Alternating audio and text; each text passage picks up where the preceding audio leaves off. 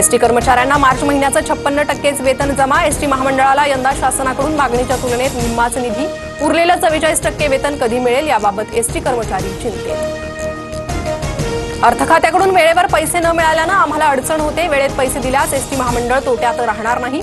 मंत्री प्रताप सरनाईकांकडून खंत व्यक्त। शरद पवारांना कालही दैवत मानत होतो, आजही मानतो। मात्र देशाला मोदींसारखा मजबूत नेता मिळाला, त्यामुळे विकासाकरता पाठबळ देणं गरजेचं होतं। उपमुख्यमंत्री अजित पवारांचं विधान। लवकरच ई कॅबिनेट सुरू होणार। सर्व मंत्री आणि सचिवांना आयपॅड मिळणार। हिमाचल प्रदेशप्रमाणे राज्यातही ई कॅबिनेटचा निर्णय। शिवरायांचा अपमान करणाऱ्या प्रशांत कोरटकरला अखेर जामीन मंजूर। कोल्हापूर सत्र न्यायालयाचा निकाल तर कागदपत्री जामिनाची प्रक्रिया आणि महावीर जयंतीमुळे कोरटकरचा आजचा मुक्काम कोठडीतच।